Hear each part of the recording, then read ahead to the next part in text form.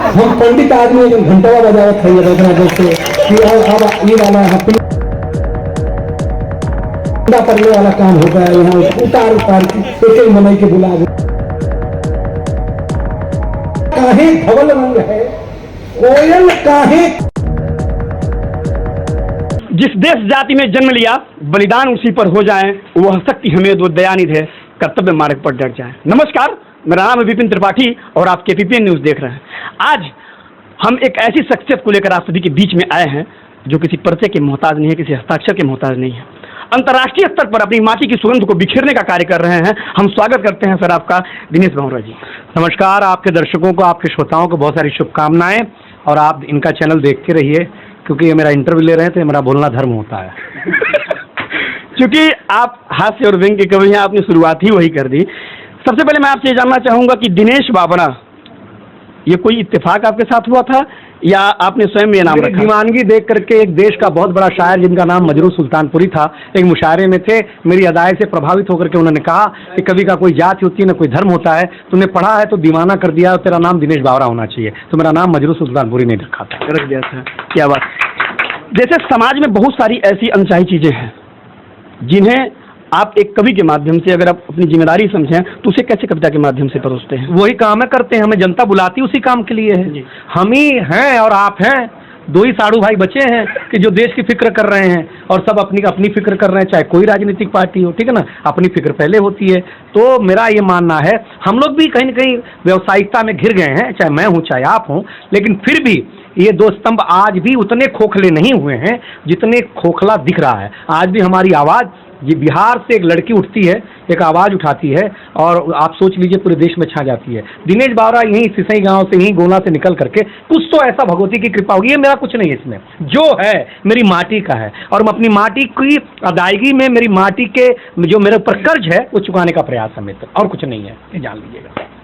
जहाँ एक तरफ इस देश का सर्वे बताता है कि इस देश का एक युवा, एक भारी युवा बल जो इंस्टा, फेसबुक, सोशल मीडिया के दौर में अपने आप को बिजी कर रहा है, वहीं पर एक युवा जनता लाइब्रेरी चला रहा है। इस पर क्या कहना है? अरे भाई, मैंने अब मेरी नई कविता में एक लाइन आई है, हाँ क्या, कि ये जो मोबाइल है ये हजारों की किताबें निकल रहा है, हर हजारों की करोड़ों की लाइब्रेरी निकल रहा है, अखबार निकल गया भाई साहब, किससे कहानियां निकल रहा है। आप सोचिए, आज मेरी कविता में एक लाइन है, इसने निगला है नई किताब की सुगंध को।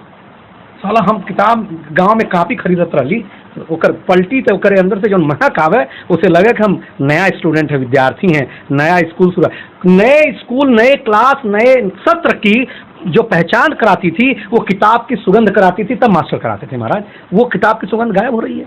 रावण ने पंख काट दिए महाराज जी, जटायु राम राम राम राम चिल्ला रहा था। एक पंछी आया, बोला कि तुम्हारे बुलाने से राम आ जाएंगे? बोले बिल्कुल आएंगे। बोले कैसे भरोसा है? बोले जब तक मेरे पास पंख थे तब तक राम तक पहुंचने की मेरी जवाबदारी थी, और मेरे पास पंख नहीं है।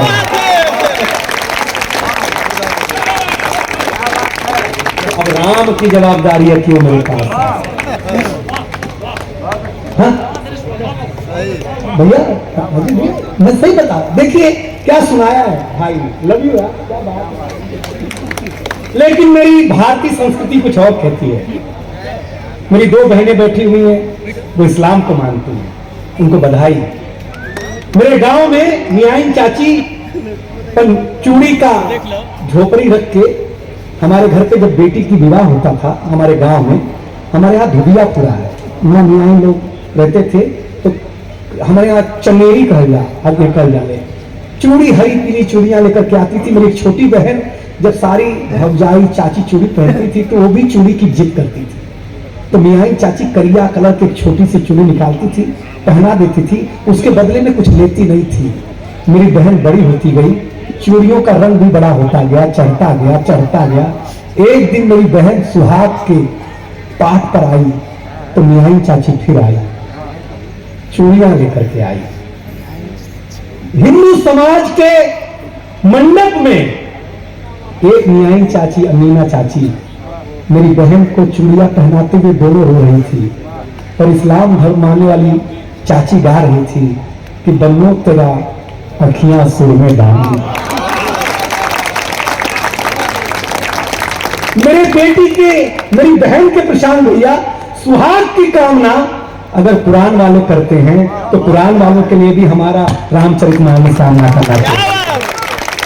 हम दुश्मन उनके हैं जो न कुरान, क्या है, एक आतंकवादी ट्रेन में घुस गया रिवॉल्वर लेके, उसने सबका चेक किया तो एक को बोला कि तुम मुसलमान, उसने कहा है, बोले तो कुरान की आयतें सुनाओ। उसने सुनाया ओम भूर्भुवः स्वः तस्वितुर्वरेण्यं भर्गो देवस्य धीमहि धियो यो नः प्रचोदयात्। आतंकवादी ने कहा हाँ मुसलमान, अब छोड़ दिया। सही बता रहे आपको, बगल के चाचा पगला देना, कहना ये आयत में कहां से, कुरान में कहां से माता घुस गई है। मैं 2-3 नाम का उल्लेख जरूर करना चाहूंगा। एक नाम तो महेश उमर जी, जो कि मौन रखते हैं, और इसका पूरा ये भी बताया गया है कि यहाँ के कोषाध्यक्ष वही हैं। कहाँ बांटा है, कहाँ बांटा, अरे भैया जौन आदमी शमशान के कोषाध्यक्ष होते हैं,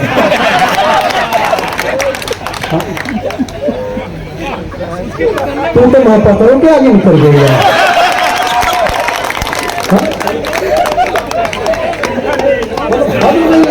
शमशान भूमि के कोषाध्यक्ष अद्भुत मामला हो गया बाबा। ये धरती जवन जवन करवा ले, मुर्दन से जो चंदा ले गए तो हम उनके पेमेंट करी भाई साहब, जिंदन के। जोरदार ताली बजाओ यार, क्या बढ़िया बात कही है। अमर भैया जवाब बहुत अच्छा। आज एक पंडित जी बैठे हुए हैं, हाँ बहुत अच्छा है। देखो कम से कम थोड़ा के हिस्सा में समोसा था, हमन के हिस्सा में वो ना। प्रशांत बाबू के 4 बार मैसेज कई भर रही कि भेज दो, हाँ भेज दो, हाँ जा कहा कि शंभुआ के बड़ा शर्त रहेगा कि हम कभी अच्छा ठीक है। लेकिन चलिए अब बहुत शंभु शिखर को सुनूंगे आप तो मसाने में होली, मसान में होली मनाने की कला जिस कलाकार के जिम्मे है, घनश्याम भैया हिंदुस्तानी भैया मसाने, हाँ देखा हो यार, देखा बाहर झड़ी लेगा थोड़ा, हाँ तब ठीक है महाराज। हाँ बस बस बैठे महाराज जी। क्या है कागज, ऊधो कब की चूक हमारी, मूर्ख मूर्ख राजा बन गए, पंडित बने भिखारी। ऊधो कब की चूक हमारी, बगला काहे धवल रंग है, कोयल काहे कारी। बगला काहे धवल रंग है, कोयल काहे कारी। ऊधो कब की चूक हमारी। मैं शंभु शिखर और निर्भय, निनाद और रश्मि शाक्या 4 लोग बच्चे हैं, और शमशान में 4 लोग ले आने में।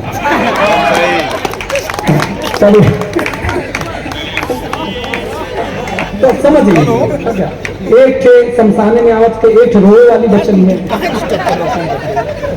एक थे जो शमशान में देवता मुर्दा निगरण लघु बचल हुए, और जो मुर्दा जितना शमशाने के करीब का होला वही जाला तो निर्भय मुर्दा हूँ। हम पंडित आदमी जो घंटा बजावत है रगना जैसे कि अब ये वाला यहाँ पिंडा करने वाला काम होता है, यहाँ उतार के एक मनई के बुला करके मजा आवाज नहीं होते तो